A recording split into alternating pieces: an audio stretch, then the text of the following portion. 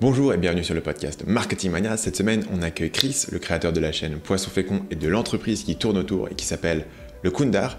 Chris a plus de 2,8 millions d'abonnés aujourd'hui sur YouTube et il a surtout construit tout autour un tas de projets. Il a créé des jeux vidéo, il a créé des autres chaînes, des projets de crowdfunding, etc. qu'il a fait autour de cette chaîne et comment est-ce qu'il utilise cette chaîne pour monter des projets annexes. C'est ce qui m'intéressait aujourd'hui. Je voulais parler du succès sur YouTube, de comment est-ce qu'il avait abordé la croissance de sa chaîne, comment est-ce qu'aujourd'hui il aborde la création de scripts et surtout, il y a eu beaucoup d'interviews avec Chris qui ont parlé de ses débuts. Moi, ce qui m'intéressait, c'était de comprendre comment est-ce qu'il a fait pour passer de créateur solo indépendant et pouvoir faire rentrer de plus en plus de monde dans ce process créatif jusqu'à aujourd'hui, avoir toute une équipe de gens qui écrivent et qui font les montages pour ces vidéos. Et on va parler beaucoup, du coup, de recrutement, de délégation, de comment est-ce qu'on va au-delà du créateur solo pour construire cette entreprise plus grande qui peut survivre au-delà de son créateur individuel et qui peut aussi permettre à son créateur individuel d'aller chercher des projets annexes comme le fait Chris aujourd'hui. Sans plus de transition, je vous laisse écouter ma conversation avec Chris, le créateur de Poisson Fécond. Salut Chris et bienvenue sur le podcast. Eh bien, merci Stan, je suis vraiment ravi depuis le temps que je regarde tes vidéos. Ouais, c'est un plaisir de t'avoir, surtout parce que, comme je te disais en off juste avant de commencer, je suis vraiment à un point où je me pose pas mal de questions sur comment gérer la chaîne YouTube, notamment en termes d'équipe, de délégation, de rédacteurs, etc. Et en fait, ça fait partie de ces problèmes. J'y réfléchis pas mal, tu vois, en termes d'une personne qui fait des formations. Et parfois, tu as un problème et tu te dis, mais en fait, personne ne parle vraiment publiquement de mon problème. C'est un truc qui concerne suffisamment peu de gens pour qu'en fait, il y ait peu de gens qui en parlent. Et toi, tu es une des rares personnes en fait qui a parlé publiquement de cette question de comment est-ce que tu fais pour monter ta chaîne YouTube avec des gens qui travaillent pour toi et toute une équipe et comment est-ce que tout ce process fonctionne. Donc je suis vraiment intéressé pour creuser là-dedans avec toi. Juste avant de commencer ça, je veux parler simplement un peu de ta chaîne et tu évoquais dans une autre interview le fait que tu es sur un créneau qui est en fait un créneau assez spécifique où tu fais des sujets, où tu essaies d'apprendre des choses aux gens, etc. T'es pas sur du pur divertissement, mais d'un autre côté, tu es sur quand même un modèle où tu cherches des vidéos qui peuvent toucher un grand nombre de personnes en faisant des centaines ou 1 million de vues à chaque fois. Comment est-ce que tu réfléchis à qu'est-ce qui fait une bonne vidéo pour la chaîne Poisson Fécond? Il peut y avoir plusieurs critères évidemment, mais du coup c'est nul de dire ça, mais essentiellement je pourrais dire au niveau des bonnes vidéos, en réalité c'est bon, comme on peut s'y attendre, c'est pas évident à obtenir du coup une bonne vidéo, mais du coup c'est la conjonction en fait de plein de facteurs. Par exemple, notamment, alors dans notre cas du coup ça va être le script, ça va être du coup le tournage, ça va être du coup le propos, mais essentiellement en fait une bonne vidéo, si je pouvais résumer, ce serait du coup un bon titre et où le contenu va suivre ce titre. Parce que ça, c'est un truc que je répète tout le temps, même quand je fais mes formations ou mes coachings, du coup, pour des gens, c'est que, à chaque fois, il faut que, du coup, arrêtez de penser à votre putain de vidéo avant d'avoir réalisé votre titre. Ça paraît contre-intuitif, paradoxal, mais en vrai, c'est plus comme ça que les choses peuvent bien fonctionner, même si c'est pas évident. C'est-à-dire que si vous trouvez un titre qui est formidable, en fait, votre vidéo n'aura qu'à suivre. Vous aurez juste à simplement répondre au contenu. Je vais te donner un cas concret. Par exemple, nous, par rapport à une vidéo qui avait bien marché, ce serait, alors si je dis pas de conneries, je crois que c'était l'homme le plus intelligent du monde. Et du coup, le titre, on l'avait trouvé avant. Ça arrivait pas tout le temps à l'époque, mais maintenant, on procède beaucoup comme ça. On trouve les titres avant le contenu. Même si on sait grosso modo de quoi on va parler, on se base sur le titre. Et du coup, l'homme le plus intelligent du monde, c'est simple. On parle de sa vie et de pourquoi il est intelligent. Fin. Et du coup, si on fait ça, même s'il y a des astuces et tout pour augmenter les watch time, du coup on sait que les gens ils vont regarder parce qu'ils ont cliqué, parce qu'ils veulent voir le plus intelligent du monde. Il pourrait y avoir des tas d'autres exemples en fait, mais le plus important c'est d'avoir un titre qui marche. Et les titres qui marchent, ça va se baser le plus souvent en fait sur des sortes de biais humains, par exemple. Il y a le biais des chiffres qu'on avait souvent vu dans le passé et moi que j'avais un peu popularisé avec les trucs à Chris, machin, mais il y a aussi le biais de supériorité, les biais du coup de négativité, tout ça. En fait, il y a plein de biais, en fait, et plus on réussit à les utiliser intelligemment, et plus du coup les gens ils vont être attirés parce que du coup on appuie sur des ressorts dans leur esprit. Voilà. Et comment du coup est-ce que ces titres sont rédigés? Donc ils sont rédigés en amont. Est-ce que tu vas écrire ou est-ce que l'équipe dans l'occurrence va écrire beaucoup de titres? Moi, par exemple, j'avais déjà montré aux gens, mais que pour certaines vidéos, je pouvais écrire 10 ou 15 variations du titre pour trouver l'angle parfait, notamment quand l'angle est assez subtil, tu vois, tu veux évoquer le truc sans trop en dire pour que ce soit pas extrêmement évident, donc il y a parfois un équilibre, et puis t'as pas beaucoup de mots, et tu veux potentiellement que les mots importants se trouvent au début pour qu'ils soient pas trop croppés.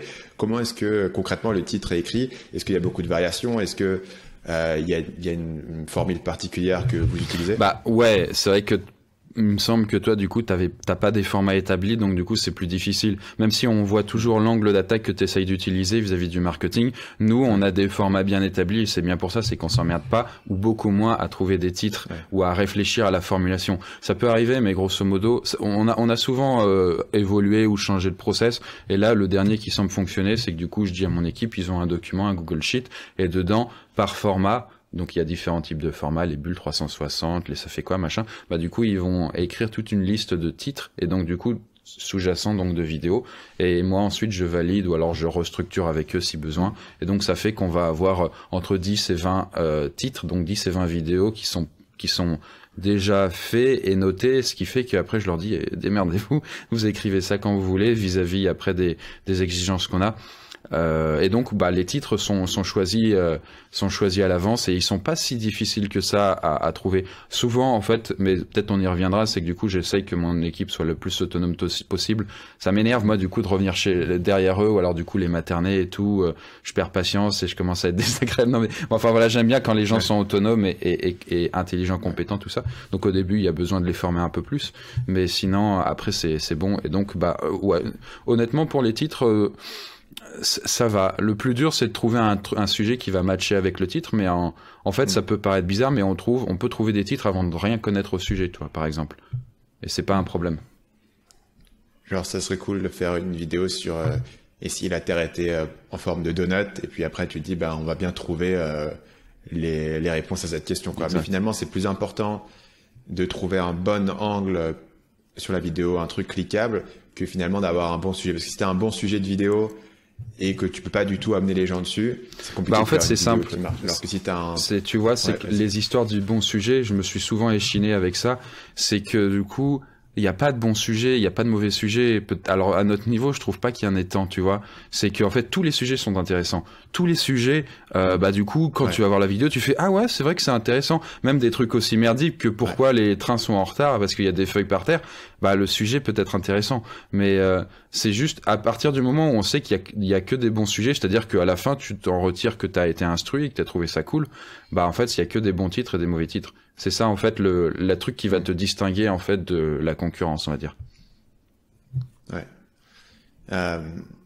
Et donc là-dedans, du coup c'est intéressant parce que tu mets les deux, mais moi je distingue, tu vois, le concept et le titre, mais en fait du coup le titre contient le concept, mais parfois j'ai un bon concept, mais je sais pas encore comment l'exprimer. Donc du coup je dis bon tiens on va faire une vidéo sur le marketing de telle personne, mais en fait je peux pas dire cette vidéo vous parle du marketing de Booba, tu vois. Faut que je trouve l'angle sur Booba ou faut que je trouve un élément particulier pour te dire voilà dans cette vidéo tu vas apprendre un truc unique. Comme en fait mes vidéos c'est souvent de te dire en gros le concept d'une vidéo c'est juste apprendre un truc que tu n'imagines pas sur le marketing d'une personne que tu connais déjà. Donc si en fait dans mon titre, j'arrive pas à t'évoquer un truc nouveau ou un effet de curiosité, j'ai peur que les gens se disent bah tiens une énième vidéo sur une personne sur laquelle beaucoup de gens ont fait des vidéos. Donc faut toujours que tu vois que je trouve cette formulation.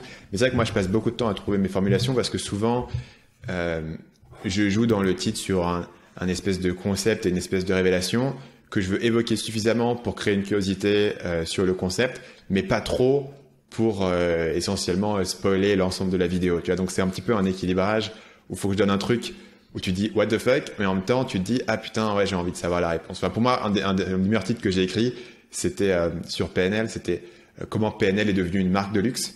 Parce que tu vois je me suis vraiment cassé la tête sur tout le monde te dit PNL c'est des génies du marketing. Donc, si je fais une vidéo qui s'appelle PNL les génies du marketing, c'est ce que tous les médias te disent, c'est des génies du marketing, mais t'expliques jamais pourquoi. Et ce que je voulais, c'était de dire, en fait, moi, je vais t'expliquer pourquoi, mais pour que tu saches que je te dis un truc nouveau. C'est là où moi, je passe beaucoup de temps sur la formulation.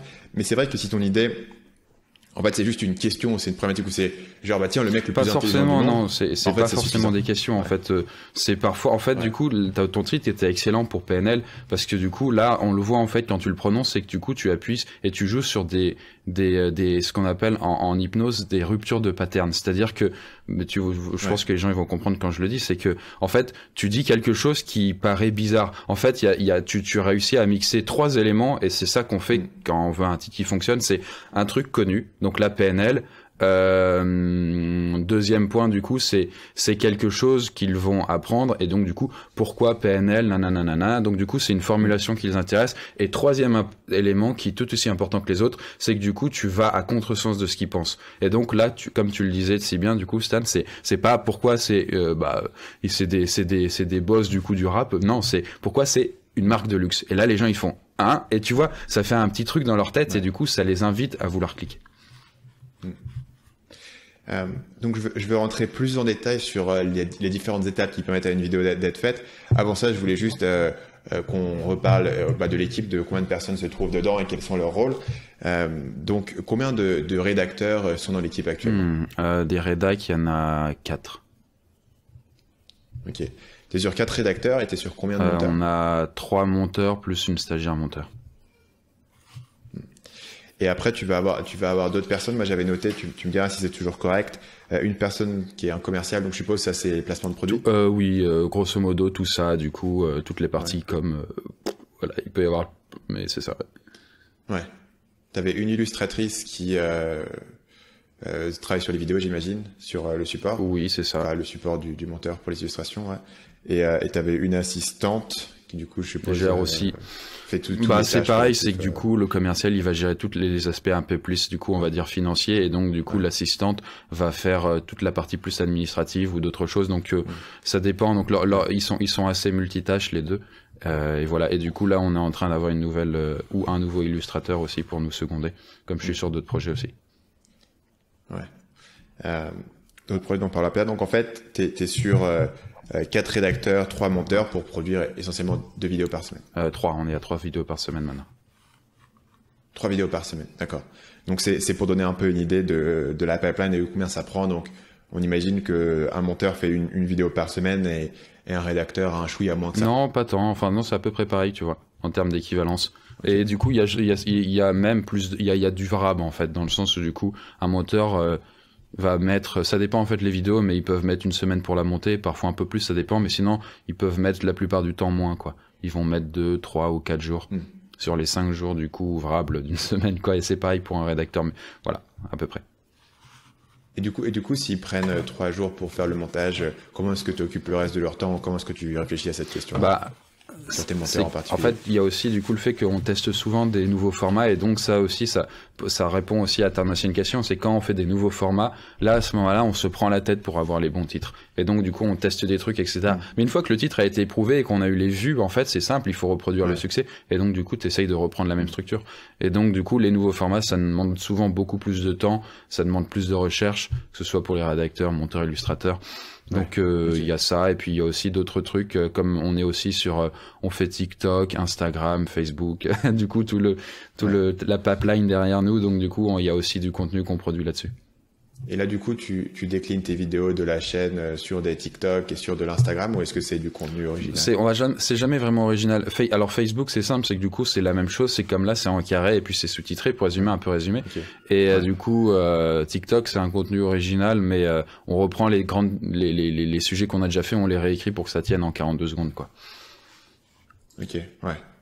Donc ça c'est aussi du temps supplémentaire en termes de montage qui doit refaire tous les formats à chaque fois j'imagine.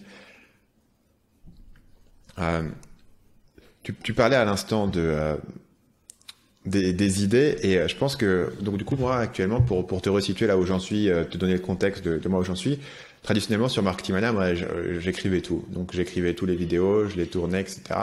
J'ai toujours eu un monteur, enfin ça fait très longtemps que j'ai un monteur, pas tout, j'ai monté moi probablement moins de 10 vidéos sur la chaîne, et vraiment au début et quand tu regardes, enfin c'était pas C'était monté avec un logiciel qui s'appelle Camtasia. Enfin, tu vois, tu vois assez rapidement. Mais il y a des vidéos que j'ai faites qui ont bien marché en montage, mais tu vois que ça y était pas encore. Donc j'ai toujours eu mon temps. Par contre, j'écrivais tout. J'écrivais tout sur non seulement la chaîne, mais en plus de tout ce que nous on fait à côté, tous les emails qu'on fait, les pages de vente, les formations, etc. C'était beaucoup. Et c'est seulement depuis relativement récemment que j'ai commencé à travailler avec des gens pour m'aider à écrire. Et on a des bons résultats en termes de qualité de ce qu'on produit. Par contre, je pense qu'on n'est pas encore clair en termes de process et en termes de comment est-ce qu'on s'organise. Et peut-être que il me faudrait aussi plus de gens parce que j'ai qu'une seule personne. Je vois que toi, tu as 4 personnes pour rire. Peut-être que je mets trop d'attentes sur une seule personne en termes de production. Ça, c'est aussi un truc. Mais concrètement, du coup, ça signifie, Stan, que du coup, t'as un rédacteur là ou un auteur, du coup, qu'est-ce qu'il fait ou qu'est-ce qu'il produit en fait? Ouais. Donc, le problème que moi j'ai toujours eu, comme je te dis, c'est que je pense que j'ai eu un peu j'ai un peu ce syndrome où je suis parti de rien sur YouTube à une époque où, en gros, il y avait personne qui faisait des vidéos de marketing qui faisait plus de 10 000 abonnés, quoi. Donc 10 000 abonnés, c'était cool, tu vois, j'avais une vision assez petite des choses. Et derrière, moi, mon parcours avant, c'était de faire du copywriting, d'écrire des pages de vente, des emails de vente, etc. Moi, tu vois, c'était mon truc, je sais écrire, etc. Donc après, quand j'ai commencé YouTube et que sur YouTube, ça a marché pour moi, je me suis dit, c'est parce que j'écris super bien et que je suis super fort et que personne d'autre peut faire ce que je fais, etc. Tu vois, donc je me suis mis un peu dans ce truc, ce qui fait qu'en fait, je ne voulais pas déléguer ça, ou en tout cas, je me dis, ça va pas marcher. Donc j'avais déjà testé de recruter des gens en freelance pour leur dire bah tiens on va faire une vidéo ensemble. Et c'était des bons freelances, c'était pas des freelances que j'ai trouvé sur un site random. C'était des gens que je connaissais qui avaient déjà fait des bonnes vidéos. Je me dis tiens je vais te filer une mission, je vais bien te payer, tu vas faire une vidéo, etc. Donc le gars me faisait la vidéo, m'envoyait le script, je dis tiens c'est pas mal ce que t'as fait. Laisse-moi réfléchir un peu et du coup je vais aller réécrire l'ensemble de son script de A à Z et la publier. Par exemple tu vois ma vidéo sur Fortnite que j'avais fait, c'était ça, la personne m'avait fait les recherches, donc du coup les recherches étaient bien, il y avait des idées qui étaient bien, mais moi j'allais réécrire l'ensemble du truc. Donc en fait ça marchait pas. Et comme c'était une personne qui était pas avec moi full time, ça faisait cet effet pervers où en fait j'ai pas forcément envie d'investir dans la former. Donc comme c'est plus rapide pour moi de réécrire le truc plutôt que de former la personne et que c'est pas un truc de long terme. Donc courant septembre dernier, je me suis dit bon, je peux pas aller moi dans un rendez-vous d'entrepreneur sans que tout le monde. Moi, je suis beaucoup plus dans un milieu d'entrepreneur que de youtubeur. Ce qui veut dire que moi, les gens vont toujours me dire mais il faut déléguer les trucs, il faut recruter. Si ce que tu fais c'est YouTube et que YouTube t'apporte ton trafic, il faut faire plus de YouTube, etc. Ce qui est la même chose que moi je dirais à n'importe quelle personne. Tu vois, si j'avais demain une personne qui faisait du YouTube et que YouTube ça commence à marcher, je lui dirais arrête tout ce que tu fais. Tes projets annexes qui sont pas aussi importants et concentre-toi sur scaler le canal qui fonctionne. Donc moi on me donnait toujours le même conseil, effectivement c'était ça, mais le bottleneck c'était de te dire bah je peux pas faire plus de vidéos que je fais parce qu'à un moment donné elles prennent trop de temps, tu vois, c'est pas possible pour moi de faire ces vidéos en 3 heures de travail, donc il fallait forcément recruter. Et donc je me dis bon bah j'avais déjà recruté plein de gens dans le reste de l'équipe sur la gestion des formations, le coaching, le support client, on avait déjà plein de monde, mais personne qui avait vraiment ce rôle créatif. Tu vois, c'était un peu un blocage que j'avais. Donc j'ai recruté quelqu'un pour m'aider à travailler. Et pour briser un peu ce blocage, je lui ai dit, on va faire des vidéos d'analyse peut-être un peu plus simples et on va les mettre sur la seconde chaîne. Donc j'ai fait une seconde chaîne qui s'appelle Marketing Mania Daily où on a commencé à travailler sur des vidéos, ce qui nous a permis de nous roder sur des vidéos qui sont un peu plus courtes. Donc sur la chaîne principale, on avait des vidéos qui commençaient à aller sur les 25-30 minutes. Il y avait un peu une inflation des vidéos et de l'ambition que je mettais, tu vois, et de l'ambition des sujets. Et d'un coup, il y a des vidéos, moi, que j'ai fait en 2017 et qui ont cartonné, qui cartonnent encore aujourd'hui. Mais aujourd'hui, je les ferai pas parce que je me dis, mais non, mais l'idée, elle est pas assez grande, l'ambition de la vidéo, elle est trop petite, tu vois. Par exemple, même des vidéos que j'ai fait, tu vois, sur le Loup de Wall Street, qui ont fait plus d'1 million de vues, ce qui est énorme pour ma chaîne. Aujourd'hui, je me dis, mais non, il ne faut pas juste faire une vidéo sur le Loup de Wall Street ou sur vendez-moi un stylo, il faut que j'ai un truc plus grand. Donc du coup, je me suis un peu piégé dans ce truc où, comme l'ambition sur la chaîne montait, comment est-ce qu'une personne qui rentre aujourd'hui peut rattraper, tu vois, une compétence que moi j'ai mis 5 ans à construire. Tu vois, c'était un peu injuste de demander ça à quelqu'un. Du coup, sur la deuxième chaîne, j'avais l'opportunité d'avoir quelqu'un qui pouvait travailler sur des scripts qui étaient du coup sur une seconde chaîne. Je me dis, bah s'ils sont un peu différents du reste ou s'ils sont pas aussi bien tout de suite, etc. C'est pas grave, c'est du bonus et les gens seront pas en mode Marketing Mania c'est devenu nul. Donc c'est comme ça que je me suis un peu piégé moi-même à le faire. Donc on a commencé à faire des scripts, on a fait des vidéos. Il y a plein de vidéos qui ont commencé à bien marcher et la chaîne a commencé à avoir une bonne traction. Et du coup, plus récemment, il s'est mis aussi à produire des vidéos pour la chaîne principale. Donc au départ, principalement en faisant les recherches, etc. Et maintenant en commençant à écrire. Donc maintenant, il y a certaines vidéos qui sont sur ma chaîne principale qui ont été en grande partie écrites. Après, j'ai encore beaucoup plus d'implications que toi, je pense, au terme de la réécriture, etc. Mais il y a quand même des améliorations de mon côté. Par contre, ce qui s'est passé, c'est qu'à partir du moment où il est passé sur des vidéos plus ambitieuses sur la chaîne principale, on a effectivement au départ, j'avais la vision peut-être un peu naïve qu'on pouvait faire un script toutes les semaines sur la chaîne secondaire avec lui, plus une vidéo de réaction, tu vois, en gros 2 vidéos par semaine, mais une vidéo qui soit écrite et une autre vidéo de réaction. On n'y est pas encore. Et je pense que, et tu me diras comment ça fonctionne, mais je pense qu'un élément, c'est qu'on n'a pas suffisamment de projets et d'idées dans la pipeline et on va vraiment être séquentiel. C'est-à-dire, on va dire, OK, on fait une vidéo, on fait le concept, on valide, on fait un script et c'est un par un. Ce qui fait qu'on n'a pas un énorme pool d'idées dans lequel on peut faire. Et on est un peu séquentiel. Et par ailleurs, évidemment, il n'y a qu'une seule personne, donc forcément, c'est une limitation. Mais là, pour le coup, comme on a commencé à avoir des bons résultats, maintenant, je vais pouvoir prendre plus de gens. Tu vois, j'ai réussi à débugger le truc, ce qui m'a pris quand même assez longtemps. Ce qui m'a pris plus de 6 mois pour vraiment débugger le truc avec cette personne et d'avoir une bonne qualité. Je pense qu'on n'est pas encore 100% en termes de process. Après, 6 mois, ça me fait pas peur. Enfin, ça m'étonne pas parce que du coup, avec mes rédacs, j'ai pu passer parfois 6 mois. Ça dépend. Parfois, ils pouvaient être ultra réactifs et bons dès le départ quasiment, ou parfois ça pouvait prendre plus. Ça dépend en fait du niveau d'exigence ou de qualité que tu peux exiger dedans. Enfin, comment dire. Tu vois, par exemple, la dernière en date, du coup, elle bosse plutôt sur des thématiques scientifiques ou d'espace. Et comme je suis un peu passionné par le sujet, j'ai quand même des bonnes connaissances aussi à titre perso, donc c'est vrai que s'il y a des lacunes ou alors des petits manquements dedans et que du coup je les vois, je vais être beaucoup plus titilleux et tatillon en fait qu'avec d'autres scripts où c'est un peu plus général. Mais voilà, franchement après ça dépend quoi.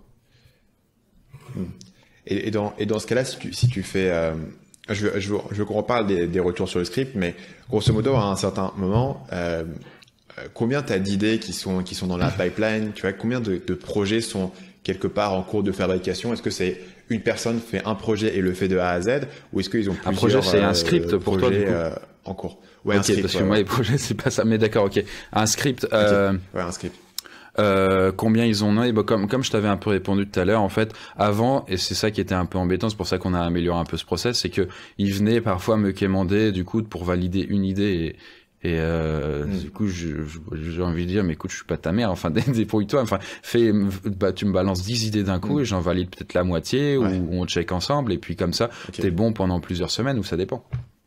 Mais voilà, du coup là, c'est pour ça il y en a à peu près une dizaine de scripts déjà définis et donc eux ils s'organisent comme ils veulent par rapport à ce dont on a besoin, tu vois. Faut pas faire trop de ce même format, pas trop de celui-là, donc on en répartit. Et après, ils font, enfin au niveau de comment ils procèdent, du coup ils font leur recherche, ça va durer quelques temps, ça dépend en fait du sujet, tu vois. Ça peut durer quelques heures comme quelques jours. Après du coup ils écrivent à peu près le même temps et puis après moi je check tout ça et puis voilà. Si c'est des formats déjà établis, en fait la vérification ça peut aller très vite. La lecture des scripts, honnêtement, du coup, j'ai fait ça hier, moi, tu vois, vers 23h, un peu déchiré, et du coup, je fais, bon, ouais, parce que demain, faut tourner. Donc, j'ouvre le script, je le lis un peu en diagonale, donc je m'attarde pas trop, sauf si, du coup, le rédacteur est nouveau, ou que le sujet est nouveau, ou là, je vais le lire plus en détail. Mais quand le sujet est établi, que le rédac, du coup, je sais qu'il bosse bien, et qu'il y a pas grand chose à modifier, je le check rapidement. Parfois, je vais modifier rapidement moi-même la chose, mais c'est rare. Et quand je dis je modifie rapidement, vraiment, ça me prend 2-3 minutes, tu vois, à modifier tout. Ça, c'est vraiment très rapide. Okay. Et sinon, je lui fais des remarques. Je préfère faire des remarques pour que du coup, il voit et avec le temps, ils prennent en compte mes remarques pour les intégrer de base. J'essaye au minimum de modifier moi-même les trucs, sauf si vraiment on est urgent et tout. Et puis voilà, ça dure le temps de lecture du script, grosso modo, donc c'est pas très long. Et du coup, le lendemain, j'installe le prompteur, tout ça, on tourne et puis. Et donc tu tournes, donc du coup tu tournes aujourd'hui. Combien de vidéos tu vas tourner sur une session? Du coup, grosso modo, une session ça va être 6 vidéos. Sachant que tu vois en fait comme on sort 3 vidéos par semaine et que du coup moi je tourne toutes les 2 semaines, du coup 6 vidéos d'un coup. Et si je suis d'attaque, alors ça dépend en fait. Du coup si on commence pas trop tard, je peux en tourner 7, 8. J'avoue que c'est pas facile parce que ça demande quand même une bonne énergie. Je te dis à la fin je suis un peu déchiré, mais c'est pas grave. Après je me dis ok, j'ai tout compacté là-dedans. Ensuite entre guillemets j'en suis débarrassé quoi. C'est l'industrie quoi. Mais d'un autre côté c'est le tournage c'est un peu comme ces tâches qui ont du sens de batching. C'est que sinon c'est difficile de rentrer dedans et de ressortir. Mais juste tourner une vidéo. Ça te flingue quand même pendant un bon moment parce que tu peux pas non plus être en train d'écrire, tourner la vidéo tout de suite et après être en train de réécrire socialement. Non mais t'as raison. Dynamique, donc en un sens il vaut mieux en tourner plusieurs. Par contre, non, c'est juste que oui, effectivement, je suis complètement d'accord avec ce que tu dis, Sam. C'est qu'avant, en fait, j'avais la méthode et je me demande comment je faisais parce que il y avait une vidéo décrite. Après, du coup, je fais putain, le monteur va plus avoir de boulot. Du coup, ça me stressait. Du coup, le matin, je me réveille avant que tout le monde arrive. Genre, mais le matin, c'est mort, je peux pas tourner. En plus, c'est con que je suis, tu vois, je me réveillais à 8h, j'ai les grosses cernes comme ça, j'avais la voix pâteuse et tout, je me mets à tourner, et après, je sors la vidéo, une fois sur deux, en plus, il y avait des problèmes de micro, du coup, en fait, je devais retourner, ça me rendait fou. Et du coup, les gens, ils disaient, oh, Chris, t'as l'air malade ou pas? T'es tout crispé, je viens de me réveiller. Donc voilà. Et c'est pour ça, je tournais genre le matin avant qu'ils arrivent, et ça me faisait chier. Et je me disais, mais putain, genre plusieurs fois par semaine, je devais un peu me stresser pour tourner la vidéo le matin, quoi, avant qu'ils arrivent. Oh, affreux. Ouais. Moi, j'ai un peu ce problème, partiellement parce que comme on produit relativement peu de scripts, quand je produisais des scripts moi-même, j'avais terminé les scripts, je l'enregistrais. De toute manière, ça va être 3 semaines avant que j'écrive quelque chose d'autre. Je fais pas que des vidéos, tu vois, donc ça prenait trop de temps. Et là, aujourd'hui, on a un peu ce truc, c'est-à-dire que quand le script il est fait, va falloir le tourner un par un. C'est effectivement pas idéal, il vaut mieux en avoir plusieurs. Mais pour en tourner 6 ou 7 d'affilée, ça veut dire que tu es vraiment rodé en termes d'enregistrement. Et que tu peux boucler une vidéo en quoi, 20-30 minutes. Alors pour prendre large, en fait, du coup, les petites vidéos c'est 30 minutes et les grosses vidéos c'est 1 heure. En fait, de base, en fait, ça met à peu près 40-45 minutes à tourner une grosse vidéo. Mais en vrai, du coup, je prends en compte tout, en fait, tu vois, entre les transitions entre deux vidéos, le fait de recadrer parfois, le fait de passer à un autre plan et tout. En gros, ça met une petite heure, sachant que j'utilise un prompteur.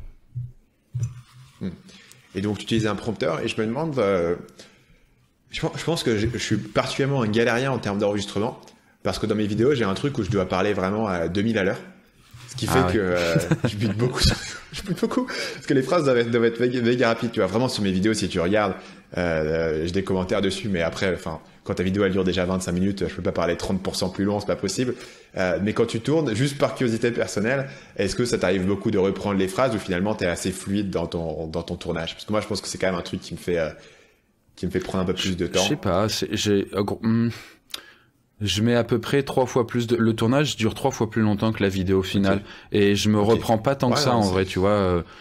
Non, franchement, non, c'est assez fluide, sauf parfois où je bafouille et tout, et ça finira en bêtisier quand on sort tous les ans, mais non, non, honnêtement, si, quand même, j'ai quand même des problèmes d'élocution, surtout qu'en fait, c'est vrai que c'est con, mais comme tu t'en as rendu compte, c'est quand on doit gérer plein de trucs, le cadrage, la caméra, le ton, du coup, l'expression, l'énergie dans la voix, c'est vrai qu'au bout d'un moment, les mots, ils sortent et puis ça veut rien dire. Donc, en plus, comme je veux, comme toi, au fait, avoir un bon débit pour pas endormir les gens, du coup, c'est vrai que parfois on bafouille. Mais moi, quand je tourne, maintenant, en fait, j'ai toujours le rédacteur qui l'a écrit, ou au pire, une autre personne qui va checker que je dis pas de conneries parce que je m'en rends pas compte, et après, ça fait que le monteur, il galère. Donc toujours le rédacteur avec moi. C'est pour ça qu'aussi tout est sur une journée. Là, je sais qu'il y a les rédacteurs qui ont écrit les scripts qui sont là et qui m'attendent, quoi. Ouais, ça m'est arrivé quelquefois de dire le mauvais mot et après au montage je me disais ah merde. Ouais, mais moi j'ai dit le mauvais mot et mais moi je dis c'est pas grave, bah tu coupes ou tu refais. Oh, mais Chris, arrête s'il te plaît, c'est casse-couille. Ouais, bon OK, on va retourner et tout. Donc c'est chiant, je dois retourner des voix off et tout, ça m'emmerde, donc c'est mieux comme ça normalement. Ouais. Mais du coup, tu gères quand même toi-même la caméra, le cadrage, parce que finalement, t'as personne. Bah ça, c'est pour ça aussi, tu le disais au début, c'est que pourquoi on fait aussi tout en même temps, c'est que ça me pète les pieds, tu vois, du coup, d'installer le setup. En gros, je mets à peu près 1 demi-heure pour tout installer, sans forcément se stresser, mais on met 1 demi-heure à installer les lights, tout vérifier, tout vérifier, parce que les problèmes de micro et tout, bref, pour faire en sorte que tout marche. Et donc ça, en fait, grosso modo, ça prend presque pas plus d'1 demi-heure par journée, parce que du coup, on l'a fait une fois, même si on doit changer un peu le décor, donc ça, c'est bien. Parce que si on tournait une vidéo par jour, en fait, 30 minutes seraient perdues à ça, quoi. Ouais, carrément. Moi j'avais ce problème-là, je l'ai plus parce que maintenant tout est fixé. De mon bureau, genre la lumière, les trucs derrière, etc. Donc ça on est en train de le faire. Mais avant, c'est vrai que ça te prend un temps démentiel d'installer. Surtout si tu dois en fait t'auto-cadrer. Il y a rien de pire, tu mets le truc, tu vérifies, tu te rassois, tu fais ah putain merde, mon crâne il est à moitié coupé, il faut que je revienne. Ouais, mais après ça, du coup, après si t'as un prompteur, de toute façon t'as un retour caméra et ah non oui c'est vrai, pardon, toi tu vois pas. Mais en fait nous on a branché un écran qui est là, hein, parce que là c'est la pièce où je tourne de base, c'est pour ça on est tranquille, je suis jamais embêté. C'est que du coup j'ai un écran que je branche, je mets sur une petite table, donc je vois toujours mon retour, comme ça s'il y a un problème de micro, de je sais pas quoi, ou alors d'angle mort ou de conneries comme ça, bah du coup je les vois. Moi j'ai ça maintenant, j'ai un peu amélioré mon setup. Et moi au départ quand j'ai commencé, je tournais vraiment en mode je tournais dans des coworking, si tu veux. J'arrivais dans une salle de réunion avec tout mon matos que j'importais, c'était vraiment le bordel, quoi. C'était vraiment un temps monstrueux en termes de setup. Parlons un peu du montage du coup. J'imagine que c'est à peu près pareil, le montage, la personne fait le montage, tu fais le truc, tu as 2-3 retours et c'est fini. C'est Comment ça. ça se passe? Bah du coup, c'est le même process, c'est du coup dans le sens où les personnes, faut qu'elles soient le max autonomes et qu'elles sachent faire le max possible. Donc, si c'est des nouveaux monteurs, il y a un autre monteur plus expérimenté qui va checker et après, moi, je ferai la validation finale. Okay. Mais en gros, il met, on va dire, quelques jours pour tourner sa vidéo, enfin, pour la monter, pardon. Ensuite, à ce moment-là, moi, il me dit, ouais, c'est prêt, Chris. Donc, soit à ce moment-là, je lui dis, tu me l'envoies sur notre serveur, le NAS, enfin, le serveur partagé. Et du coup, il me donne le lien et je la check. Et sur un document, un Google Sheet, je lui fais une sorte de bullet point des points, du coup, qu'il faudrait rectifier. Donc ça me prend pas très longtemps ensuite, pareil, tu vois, à peu près la durée, ou alors au pire le double de la durée de la vidéo, tu vois, donc une demi-heure on va dire. Et voilà, ou sinon si je suis un peu plus d'attaque, bah du coup il vient avec moi, et donc il y a le rédacteur qui avait écrit la vidéo aussi qui est avec nous, et du coup je lui fais les changements en direct, et nous on est sur Vegas, donc il fait des marqueurs à chaque fois qu'il y a des petits réactifs, et bah après il fait les corrections de son côté, et voilà, après il corrige, et puis il met la vidéo en ligne lui-même, machin, tout est planifié quoi. C'est rassurant parce que tu vois, le montage pour le coup, moi c'est un process que j'ai depuis beaucoup plus longtemps. Ça fait des années que je délègue le montage et finalement on est un peu sur le même process. Et là pour le coup, c'est extrêmement efficace. Voilà, moi mon but avec les gens, c'est de te dire, je fais toujours un retour.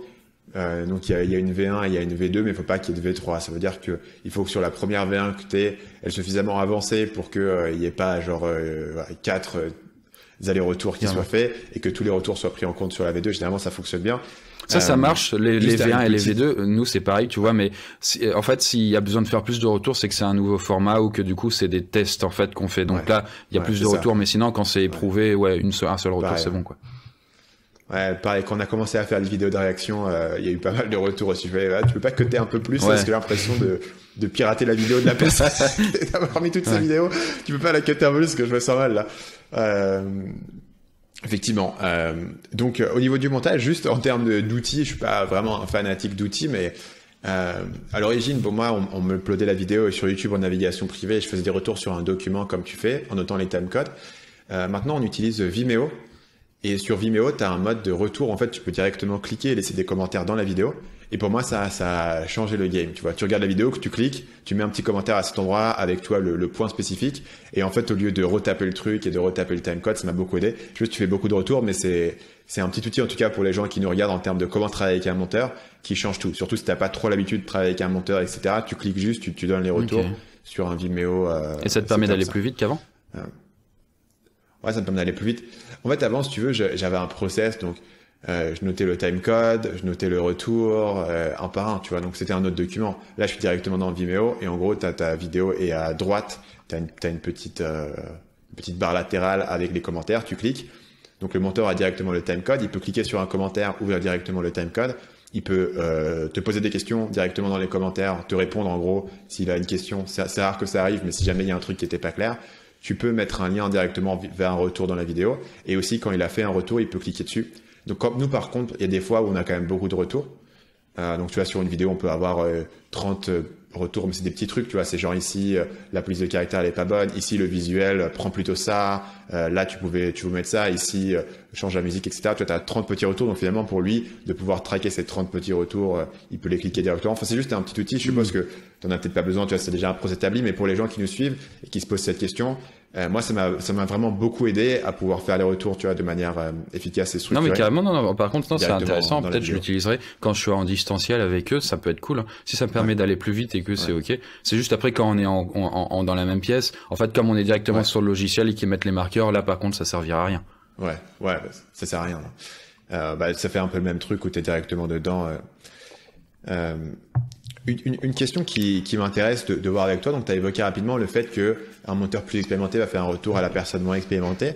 Moi, c'est un truc qui m'intéresse bien parce que parfois je me dis, beaucoup de gens dans mon équipe ont besoin de mes retours, mais en fait je sais pas s'ils ont besoin de mes retours ou ils ont besoin d'un retour de quelqu'un. Et que quand ils sont tout seuls dans leur pôle et ils n'ont pas de collègues, moi en fait je suis leur collègue principal et leur interlocuteur principal pour parler de leur projet.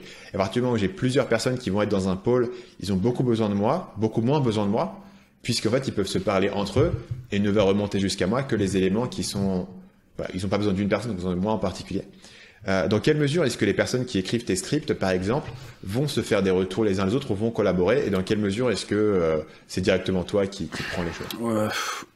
En fait, au niveau des montages et des scripts, quand la personne elle sait faire, elle prend plus trop les retours des autres, sauf si exceptionnel en fait, mais de base en fait après ils me font juste un retour à moi en fait, dans le sens où okay.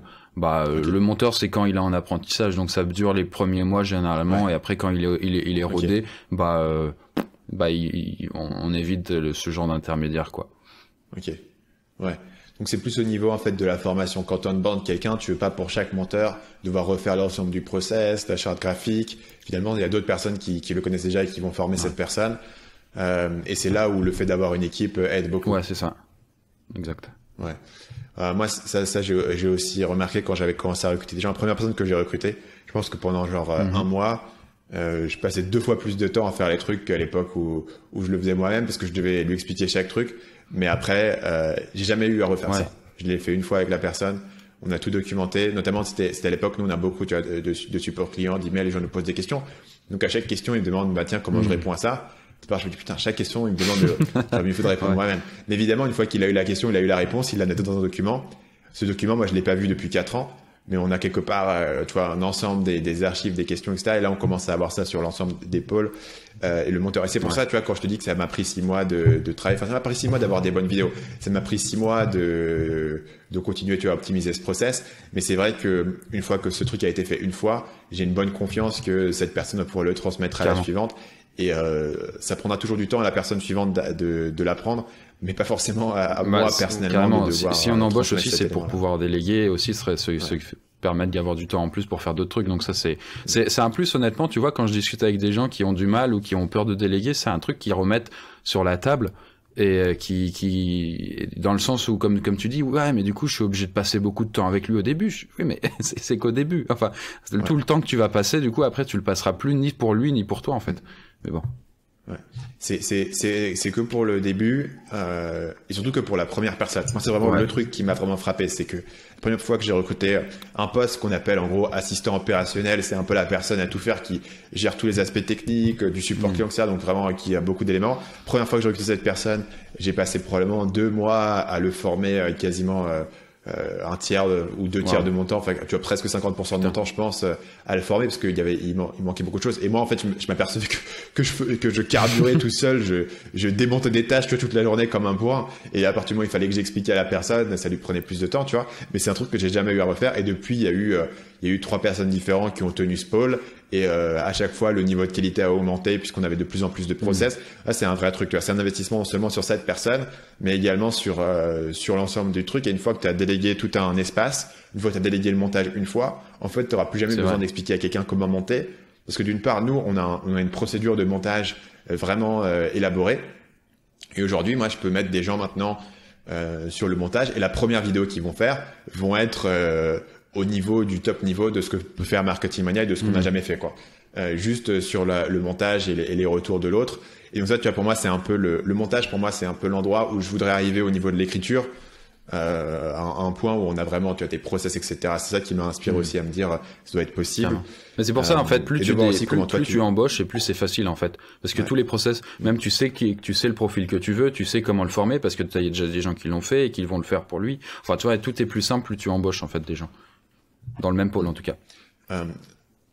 En termes de gestion, je suis intéressé pour comprendre comment est-ce que tu fixes, notamment à tes rédacteurs, des objectifs et des deadlines. Qu'est-ce que tu leur dis comme étant le critère de succès? Comment est-ce que tu communiques avec eux à ce niveau-là? Grosso modo, ils essayent de se caler sur aussi le rythme des monteurs et du coup de nos 3 vidéos par semaine, plus d'autres trucs qu'on fait à droite à gauche. Donc je suis pas après je sais pas du coup de ce côté-là, j'ai su déléguer, mais je suis pas parfait non plus partout, donc je sais pas en fait si c'est ma façon de faire du coup par rapport aux deadlines, ça fonctionne. Je sais que du coup j'ai pas trop de soucis parce qu'on a un léger surplus de rédac, comme je t'ai dit, on a 4 rédacs pour 3 monteurs, même s'il y a des trucs qui se font à côté, mais voilà, c'est le rythme, c'est 3 vidéos par semaine, donc quand ils sont bons, normalement ils peuvent écrire 2 scripts par semaine, ou alors que les scripts sont pas trop compliqués. Ça dépend, il y a des scripts compliqués, donc parfois ça met une semaine ou plus et tout, donc pas trop de problèmes. Ça, ils écrivent et vraiment, je leur dis pas grand chose en fait. Du coup, j'aime pas trop materner ou du coup gronder ou ce genre de choses. Donc, si je vois qu'ils écrivaient pas assez, en fait, pendant la période de formation ou le temps, comment ça s'appelle, tu vois, la période d'essai, tout ça, du coup, je le verrai. Et du coup, à ce moment-là, peut-être on travaillerait plus. Mais tu vois. Mais est-ce que du coup, tu as un calendrier de publication qui s'étend dans le futur? Ou par exemple, si je travaille une vidéo en tant que rédacteur, je sais qu'elle doit être publiée dans 2 semaines et que du coup, il faut qu'elle soit écrite dans une semaine. Il y a un carnet, sauf erreur, je crois que on sait sur 1 mois ou 2 mois à l'avance ce qu'on va publier à peu près. Mais c'est pas moi qui le gère, tu vois, donc je sais, honnêtement, je sais même pas qu'est-ce qu'on va publier, quoi. D'ailleurs, quand les vidéos sortent, je sais même pas qu'elles sont publiées.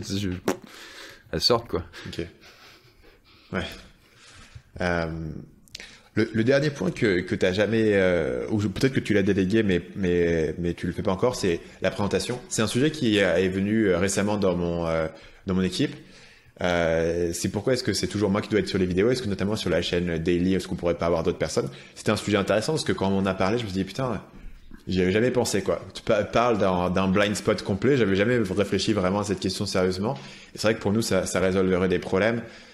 Pas forcément parce que enregistrer ça prend beaucoup de temps, parce qu'enregistrer ça prend pas beaucoup de temps, mais parce que pour moi, à partir du moment où je présente un script, il faut qu'il soit à mon niveau d'exigence.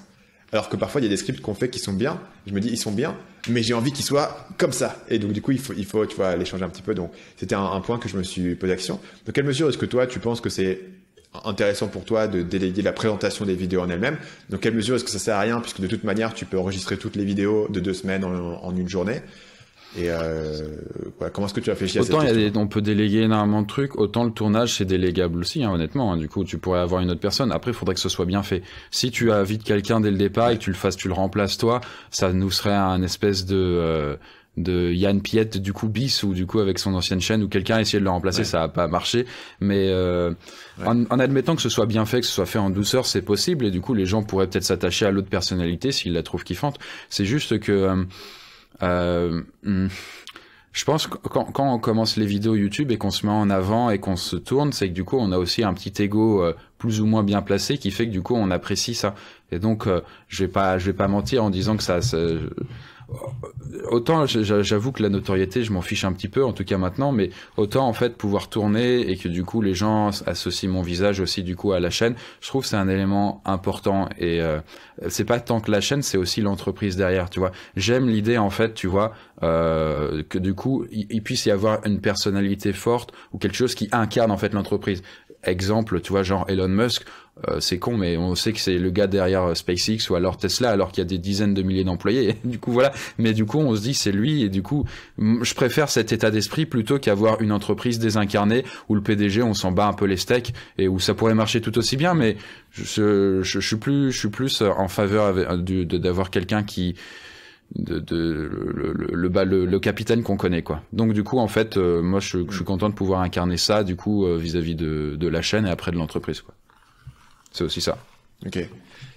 Ouais, ça fait sens. Hein. Moi c'est pareil, c'est un point. En fait, la question que je me pose, c'est est-ce que dans quelle mesure est-ce que l'audience peut l'accepter? Et moi, c'est un truc, c'est assez horrible à dire parce que moi-même en tant que spectateur, je regarde des youtubeurs.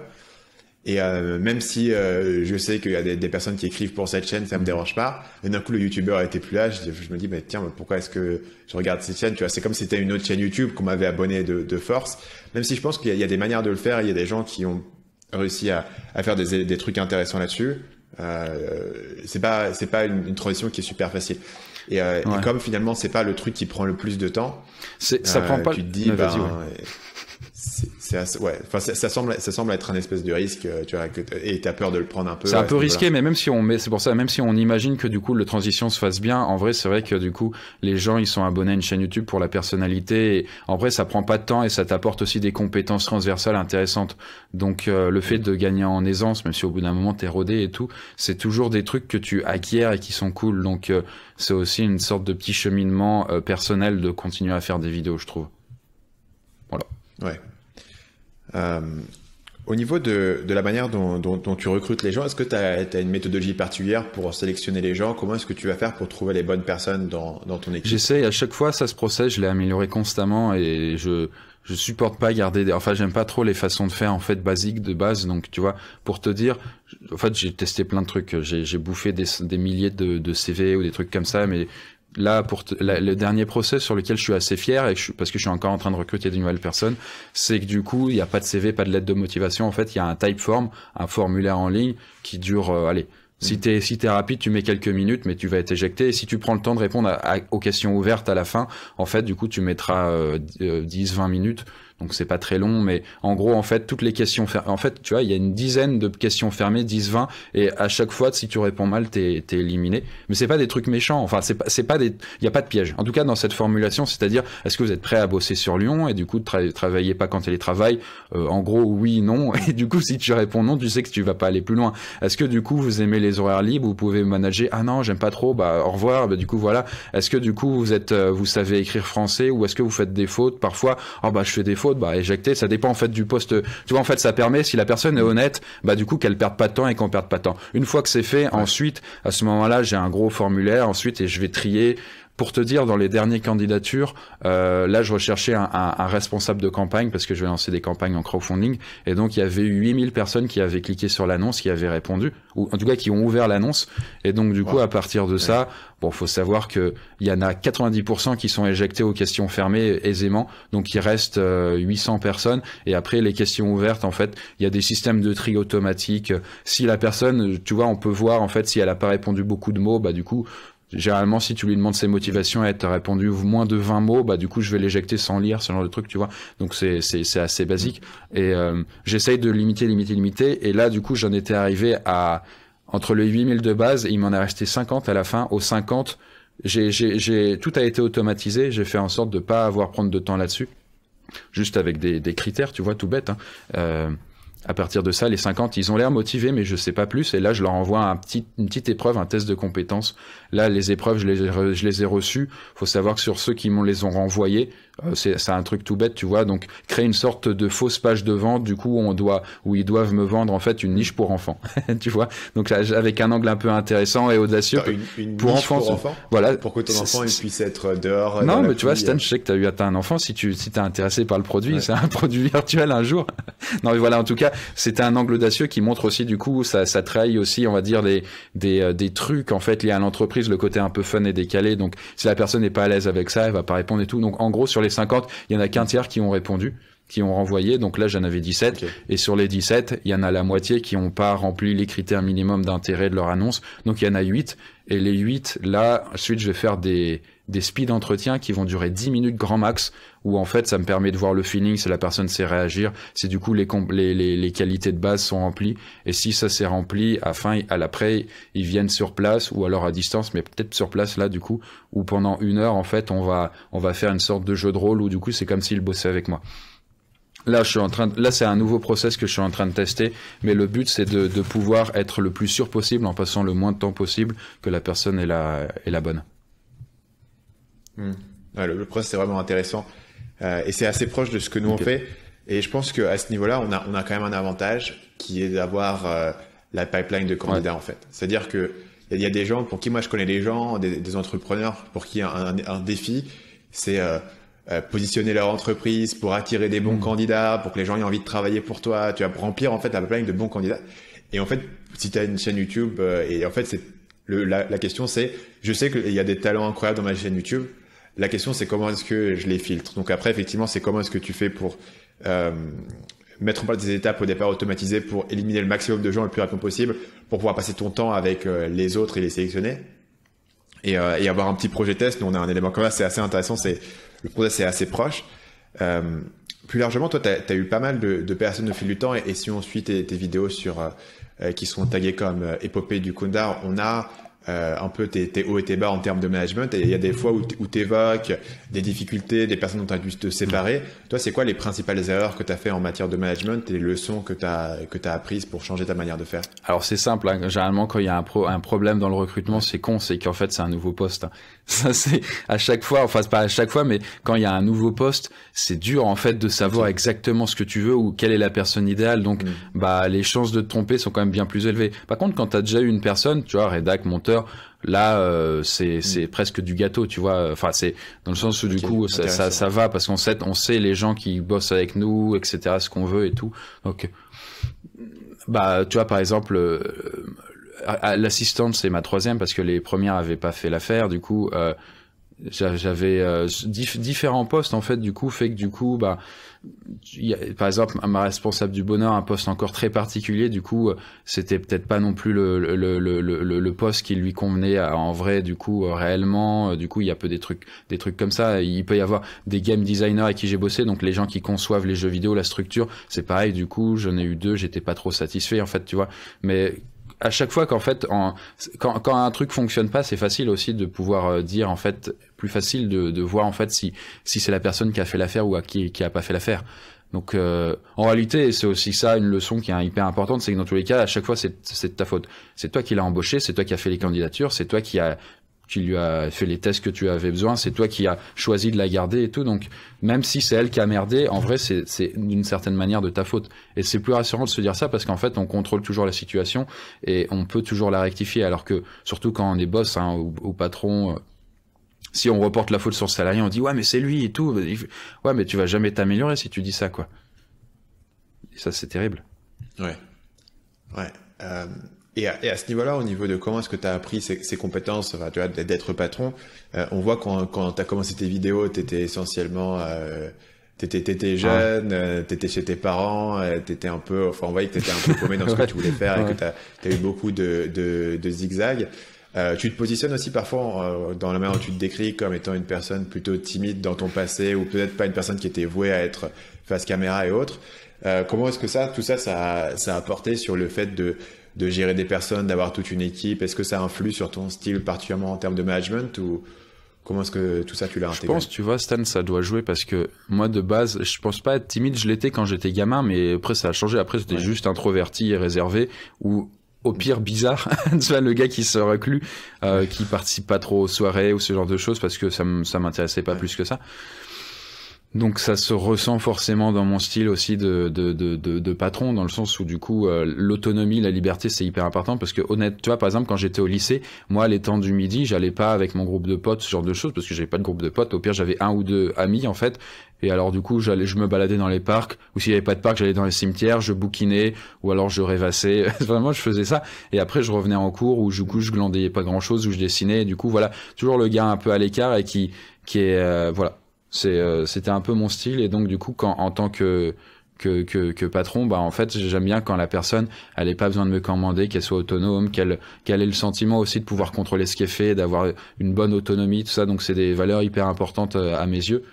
Et les gens par exemple, tu vois, typiquement mes salariés ils notent leurs horaires dans le sens où ils disent quand ils arrivent ou quand ils partent, mais ça peut être à distance et je leur fais confiance, tu vois. Donc s'ils veulent bosser que la moitié du temps cette semaine, bah ils rattrapent l'autre semaine ou alors plus, etc.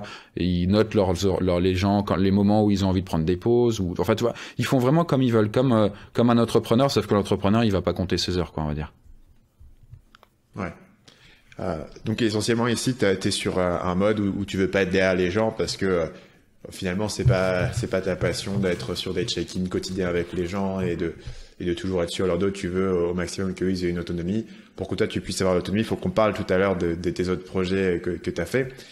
Et finalement je vais évoquer la question des bureaux, puisque assez rapidement tu as eu des bureaux, tu as eu plusieurs, pendant un moment tu avais tout le monde dans ton appart, mais on voit que tu as toujours fait un effort d'avoir des gens en présentiel. T'as ensuite déménagé tes bureaux entre Grenoble et Lyon, entre différentes villes, etc. Ouais. Parle-moi un petit peu de pourquoi est-ce que c'était important pour toi d'avoir des bureaux versus le faire à distance, par exemple, dans la mesure où tu vois, tu décris l'autonomie que les gens vont avoir. Dans quelle mesure est-ce que les bureaux étaient importants pour toi? Bah, c'est un autre destin que j'ai pas eu. C'est tout. C'est dans le sens où c'est vrai, je pourrais très facilement, du coup, avoir que des gens à distance et puis.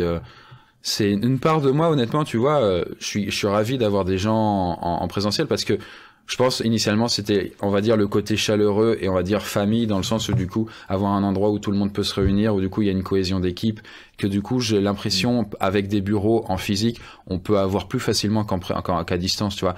On n'a pas les mêmes saveurs quand les amis, du coup on les voit qu'à distance ou alors que quand on les voit en vrai.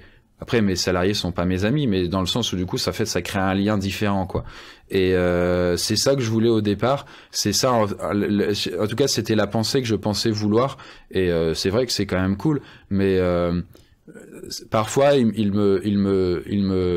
rêve ou du coup, je m'imagine du coup avoir des salariés où du coup ils bossent de chez eux ou alors dans des espèces de coworking et où personne se voit jamais et moi j'ai mon appart et je parcours le monde et je suis libre aussi comme ça. En fait, comme du coup, je t'ai dit que du coup la notion d'autonomie, de liberté est importante. C'est vrai qu'on pourrait tendre plus vers ça. Et à titre perso, je peux le faire. Hein. Du coup, je peux ne pas être du tout au bureau ou pas bosser et tout. C'est pas un souci. Mais c'est pas la voie que j'ai choisie et dans la mesure où les gens sont en présentiel, c'est plus simple. Après ça dépend. Tu vois, la chaîne YouTube c'est le cas, mais tous les autres projets en fait c'est plus compliqué, des gens juste à distance quoi.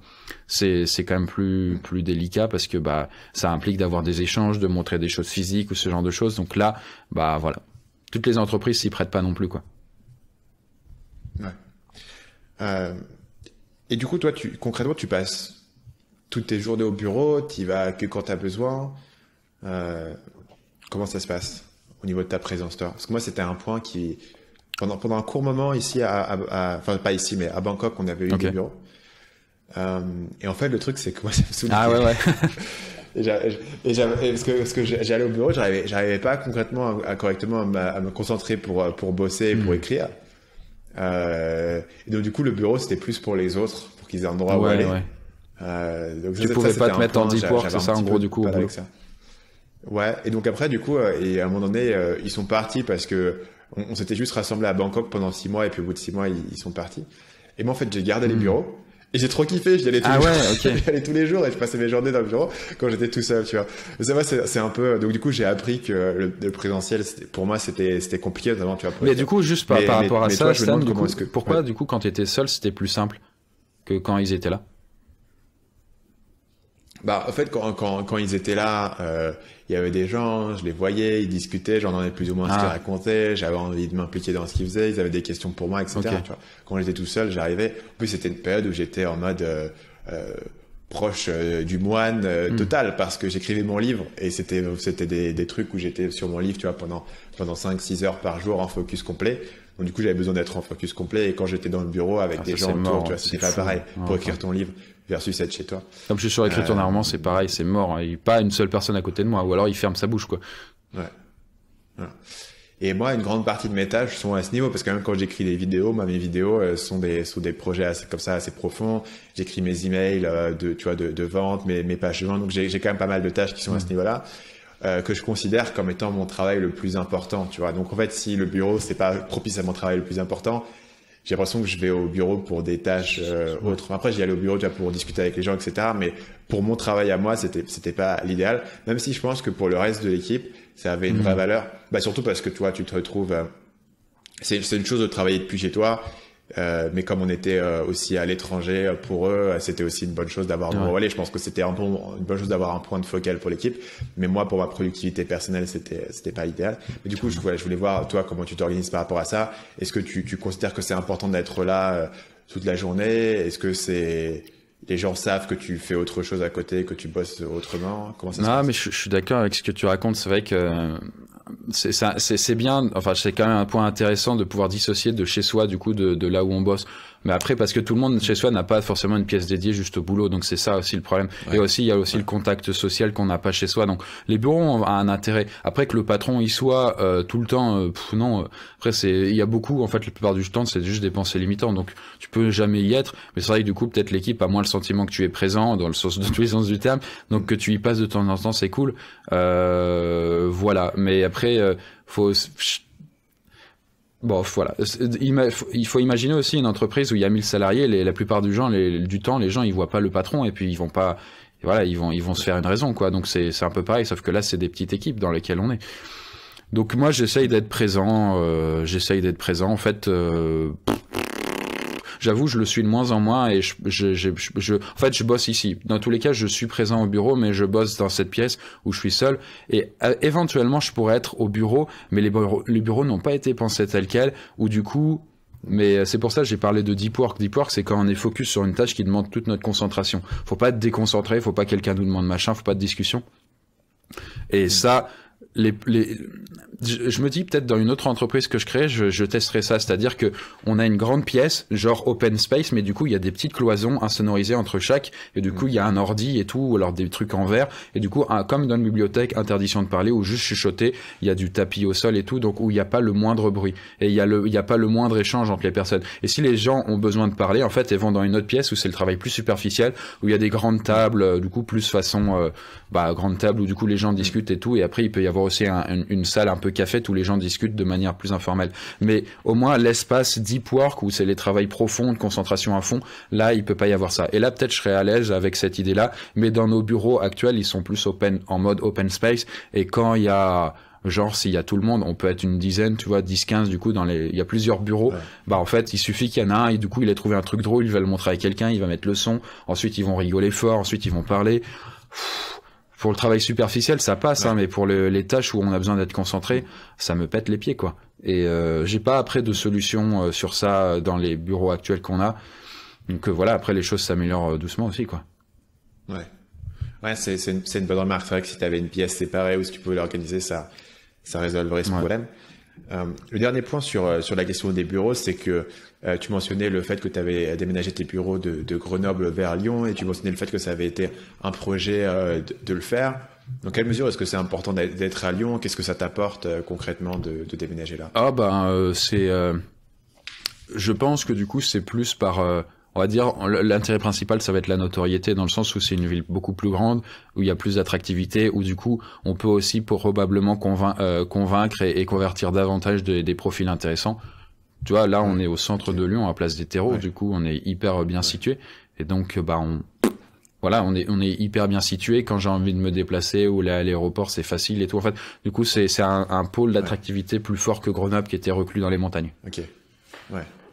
Ok, donc c'est principalement en termes de recrutement et d'avoir un pool de talents plus grand et plus facile. La ville est chouette aussi, elle est attrayante et tout, donc c'est après tout un tas de facteurs comme ça, quoi. On est un peu plus proche de Paris aussi, donc voilà. Ok, ça marche, je vois. Finalement, on n'a pas vraiment beaucoup parlé de tous les projets annexes qui sont une part énorme de ton parcours. Depuis le début, tu as toujours parlé je pense que le premier dont tu parlais beaucoup, c'était le fait d'écrire un roman que tu voulais faire et dont tu as parlé pendant très longtemps. Après, toi, tu as lancé tout un panel de chaînes, tu as lancé des formations en ligne, tu as lancé des jeux vidéo, récemment, tu as lancé plus un service. Donc, j'imagine que c'est là où tu passes une grande partie de ton temps, puisque tu t'expliquais que sur les vidéos en elles-mêmes, tu avais relativement peu de temps. Ouais, honnêtement, sur la chaîne YouTube, même si je fais 3 vidéos par semaine, je suis sur facilement, je suis sur la semaine de 4 heures, tu vois. Je passe 4 heures par semaine, s'il fallait étaler, enfin, tout ça. Mais après, du coup, le temps, il est passé sur d'autres trucs. Comme je te l'avais un peu dit rapidement, je suis là, du coup, je suis vraiment sur l'écriture d'un roman.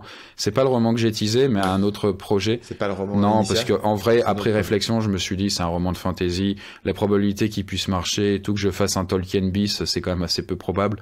Donc, comme quand je fais un projet, je suis toujours assez ambitieux. Même si c'est un petit projet, j'imagine toujours qu'il puisse y avoir un peu de lumière derrière et que ça puisse marcher. Donc, autant mettre toutes les chances de mon côté. Donc, j'ai un peu restructuré. Mais en gros, voilà. Je passe presque tous les jours à écrire dessus. Donc, c'est tous les matins. 2, 3 heures, 4 heures, ça dépend. Je teste plusieurs formules pour voir où je suis le plus efficace. Et voilà, là, le roman est bien avancé. Hein. Ça dépend les gens. Mais peut-être quand vous écouterez l'interview, il sera déjà terminé, en fait, du coup. Donc, j'en suis aux 2 tiers actuellement, quoi. Et il sera en crowdfunding, c'est pour ça que je recrute une personne liée à ça, parce que c'est pas qu'un simple roman, c'est un roman qui est très différent de ce qu'on voit d'habitude. Du coup, ton modèle, tu le partages dans tes épopées du Kuna, ça a toujours été, on a la chaîne YouTube, ça marche, ça génère de l'argent qu'on peut utiliser pour recruter les gens et pour faire d'autres projets. Tu mentionnais dans ta dernière épopée environ 60 000 euros par mois qui permettaient de financer toute l'équipe, etc. Ouais. Mais du coup, là-dedans, pourquoi est-ce que tu vas faire un roman? C'est quoi ta logique derrière? Pourquoi tu décides de faire ce projet en particulier? C'est des projets qui, toi, te font kiffer et tu as décidé de faire ça?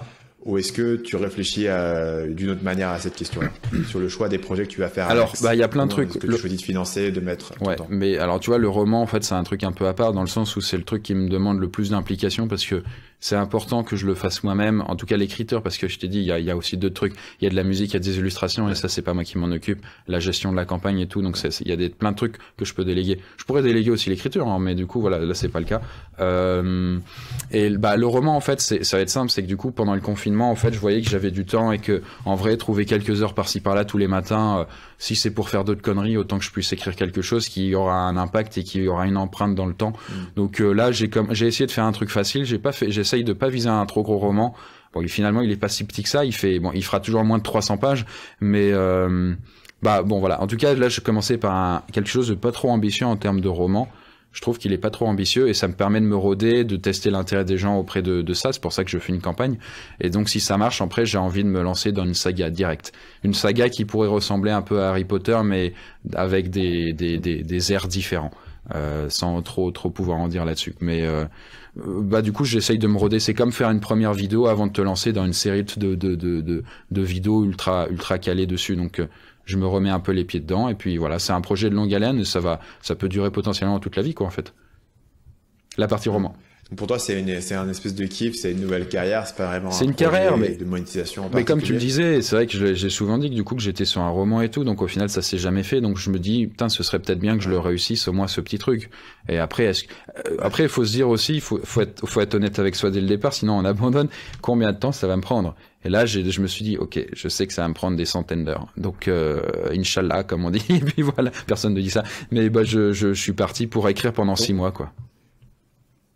Ok, d'accord. Donc pendant 6 mois, t'écris. En fait, ouais, attends, j'ai commencé début janvier et avant, j'avais fait un plan et tout le bordel, la création de l'univers, ça m'avait pris 2 mois. Donc, ouais, c'est ça. Et j'ai fini dans bientôt là. Ok. Ouais, je pense. Ouais. Ça marche. Et donc après, tu vas faire une campagne de crowdfunding à ce niveau-là. Donc tu fais quand même levier directement sur ton audience. C'est pas un projet qui est déconnecté. Ouais, non, carrément. Et après, faut aussi se dire que statistiquement, j'ai des grandes chances de pouvoir récolter plusieurs centaines de milliers d'euros. Si je me base sur les campagnes qui ont fonctionné, en fait, je demanderai peu au début, tu vois, probablement autour des 35 000 comme la plupart. Mais si le projet a suffisamment intéressé les gens et qu'ils sont intéressés par l'originalité qu'il y a dedans, parce qu'en gros, il y a masse d'illustrations et il y a de la musique dans le roman. Et quand je dis masse, c'est qu'il y a une illustration par page et la musique, c'est lié à une application qui est synchronisée au roman où du coup, il y a une musique qui accompagne tout le long comme une sorte d'OST. Donc c'est ça les éléments originaux, au-delà en plus de la thématique du roman. Et donc si ça séduit les gens et qu'ils ont été ils sont hypés par le fait que j'ai toujours dit que j'écrivais un roman, peut-être qu'il y a moyen de faire un petit hold-up et de récolter plein de thunes qui me permettra d'investir dans des nouveaux projets. Moi, c'est mon côté un peu Elon Musk où dès que j'ai de la thune, je réinvestis tout pour créer des projets plus ambitieux. Des projets dont tu as beaucoup parlé au fil des années, c'était tous tes projets de jeux vidéo. J'ai l'impression que tu les as un peu plus mis de côté récemment. C'est quoi ton bilan sur cette période et sur ces tentatives au niveau de la création de jeux vidéo? Parce que c'est un rêve que beaucoup de gens ont. Et toi, tu l'as vraiment fait, tu as vraiment dit, ouais, je vais j'ai le budget, je vais vraiment le faire, ce qui est assez impressionnant. Qu'est-ce que tu en retires? Après, ça l'est pas tant que ça. Après, c'est juste que quand t'es comme moi et que du coup, tu vois, quand t'as de la thune, tu la dépenses toujours avec des salaires en plus ou alors des projets en plus. C'est quoi? Ça coûte de l'argent, mais pas tant que ça. Enfin, tu vois, genre les jeux vidéo, ils m'ont coûté entre 50 et 100 000 euros à chaque fois. C'est beaucoup, mais c'est pas beaucoup en fait. Un entrepreneur, il peut faire 100 fois plus de thunes que ça. Enfin, c'est pas un souci. Et quand du coup c'est pas ça, et un youtubeur, parce que honnêtement, moi, je gagne finalement pas plus de thunes qu'un autre youtubeur qui aurait mon nombre d'abonnés. C'est juste, s'il fait autant d'OP que moi ou qu'il est dardard sur les contenus, il peut gagner plein de thunes. C'est juste que lui, peut-être, il va s'acheter des belles bagnoles, une maison et tout.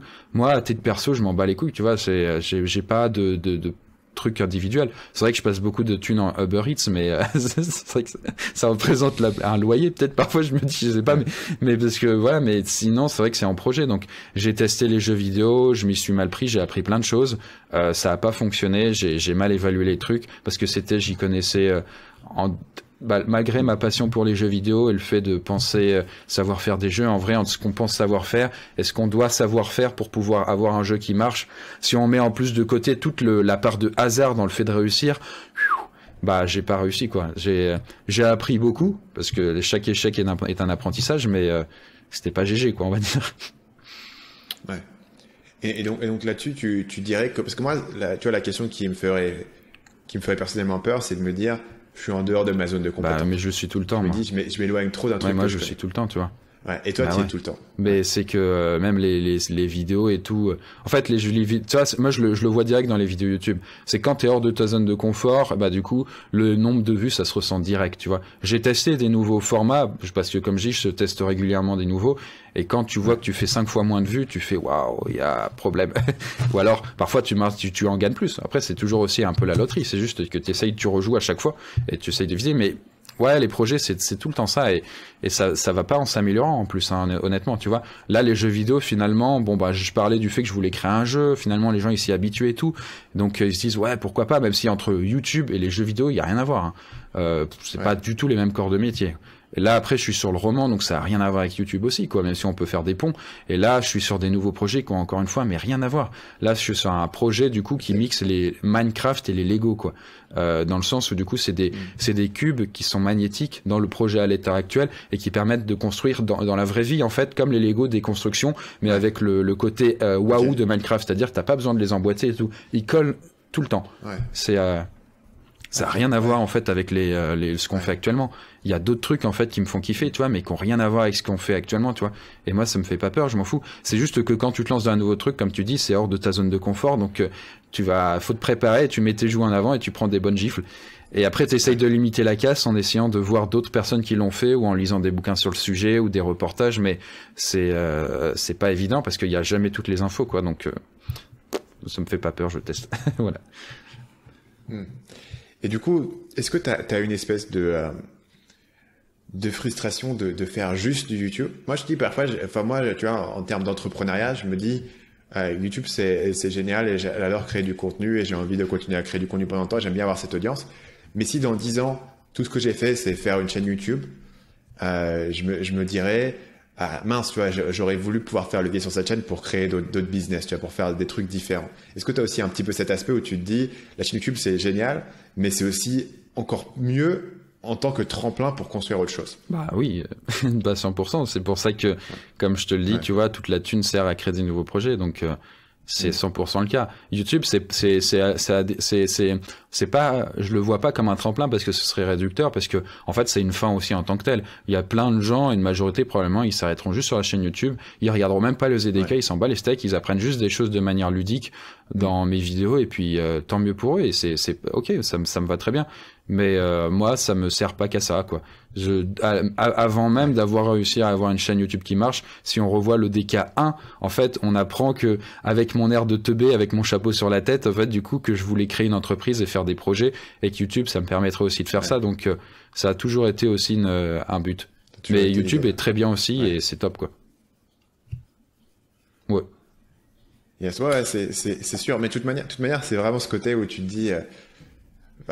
Les vidéos, c'est vraiment un truc créatif vraiment fun et où tu te dis putain, si j'avais pas ça d'un autre côté, tu vois. Moi, je vois des gens, je connais beaucoup d'entrepreneurs, tu vois, dans l'e-commerce, etc.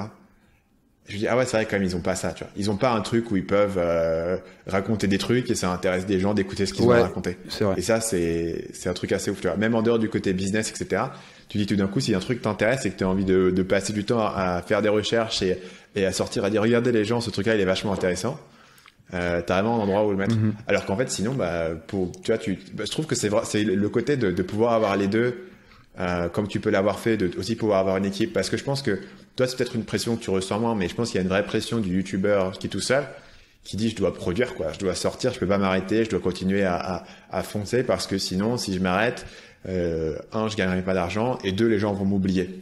Donc il y a quand même une pression et dans ce cas-là, tu commences à avoir une envie de dire bah tiens ouais, l'entrepreneur qui peut facilement déléguer, etc.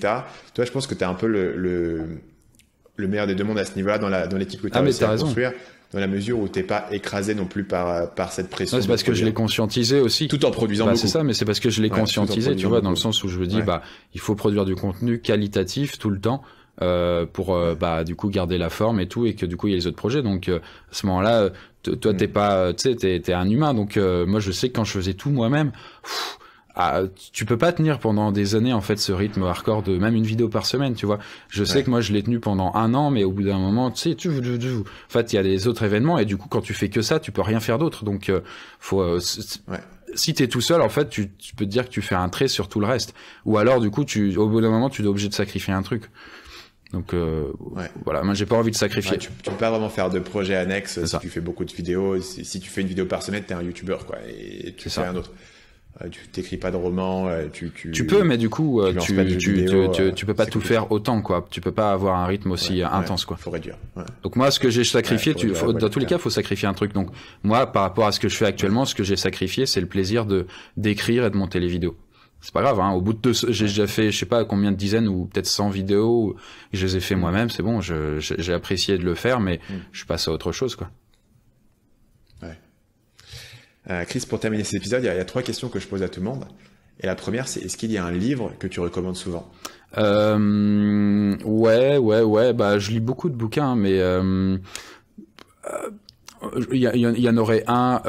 Du coup, peut-être que vous avez déjà entendu. Il s'appelle Sapiens, du coup de Harari, qui est génial. Ouais. Là, je suis en train de lire la suite. Du coup, le dernier, je crois, c'est 21 leçons pour le 21e siècle, qui est très intéressant aussi. Ouais. Sinon, peut-être un peu moins connu et qui est tout aussi cool, c'est comment il s'appelle? C'est Le Principe de Lucifer de Howard Bloom, qui est génial aussi et qui est tout aussi waouh, je trouve, que Sapiens, et qui montre en fait que les humains sont régis par des choses qu'ils comprennent pas, qui vont au-delà d'eux, qui vont au-delà de leurs émotions. Et qui est vraiment génial aussi. Donc rien à voir avec YouTube, mais j'adore. C'est aussi un bouquin comme Sapiens sur l'évolution humaine, etc. Carrément. C'est juste, il prend un angle différent, mais qui est hyper passionnant. Voilà. Ok. Howard Bloom, effectivement. Deuxième question, Chris. Si en mettant de côté toutes les questions de paradoxe temporel, de pouvoir changer ton futur, etc. Si tu pouvais revenir en arrière et voir ton toi-même de 20 ans, qu'est-ce que ce gars-là, il avait besoin d'entendre dans sa vie? En vrai, tu vois, quand on me pose cette question, en fait, c'est difficile parce que, honnêtement, tu vois, en fait, il y a trop de choses, en fait, qu'il a besoin de savoir, le Chris de 20 ans, mais parce qu'il y a trop de trucs. Et lui dire qu'une seule chose, ce serait, enfin, c'est con, mais une seule chose ne suffirait pas. Éventuellement, ce serait, attends moins de temps, éventuellement, le seul truc que je pourrais lui dire, c'est, attends moins longtemps pour te lancer. Donc là, moi, tu vois, YouTube, j'ai commencé à 24 ans, je crois, et ça a mis 2-3 ans pour marcher et tout. Et je lui dis, bah, n'attends pas, en fait, lance-toi dès le départ. Éventuellement, c'est la seule chose pertinente, parce que sinon, il y a tu peux pas lui dire tu vas faire ces erreurs et tout. À un moment, tu sais, les gens, ils ont besoin de faire les erreurs eux-mêmes pour pouvoir s'en rendre compte. Donc, bah, mon pote Chris, tu vas faire des tas d'erreurs et il y en a encore plein devant moi ou derrière moi qui m'attendent, quoi. Donc, juste n'attends pas et commence le plus tôt possible. Dans tous les cas, tu feras des erreurs. Donc, essaye de t'armer, d'apprendre et du coup, lance-toi et n'attends pas 30 000 ans à essayer de procrastiner, quoi. Voilà. Ouais. Et finalement, la dernière question, c'est est-ce qu'il y a un proverbe ou une citation qui te vient souvent à l'esprit? Bah, je citerai peut-être la citation de la chaîne qui est c'est quoi la citation de la chaîne? Elle y est en plus du coup sur la page. C'était quoi? C'est un proverbe japonais qui disait on apprend. On commence à vieillir quand on. Ouais, voilà, c'est ça. Bah super. Voilà. Merci Stan. En même temps, faut que les gens ils continuent à regarder des vidéos, hein, sinon c'est la fin, quoi. Donc, non, mais après, en vrai, du coup, c'est pas un proverbe. Du coup, je trouve que c'est totalement essentiel. Autant l'école, ça m'a pété les pieds rapidement, autant l'apprentissage, ça doit jamais arrêter. Quand tu commences à arrêter d'apprendre ou d'avoir des nouvelles compétences, ton cerveau, vraiment, physiquement parlant, il commence à se cristalliser et tu finis vieux con, quoi. Mais voilà. Et sur ce, merci Chris d'être venu discuter avec nous, c'était extrêmement intéressant. Merci Stan, c'était un plaisir. Merci d'avoir été avec moi jusqu'à la fin de cet épisode. Si vous avez envie de créer votre propre audience sur Internet et de gagner votre vie avec, en leur vendant des produits, ce qui est ma spécialité, moi je gagne pas ma vie avec la pub, je gagne ma vie directement en vendant des produits à mon audience, vous pouvez vous rendre sur marketingmania.fr/audience et je vous explique comment construire une audience qui achète, donc comment construire une audience avec les bons principes, de manière à ensuite pouvoir être capable de leur vendre des produits. C'est marketingmania.fr/audience. Je vous retrouve là-bas. Et sur ce, je vous dis à dans 2 semaines pour le prochain épisode du podcast Marketing Mania.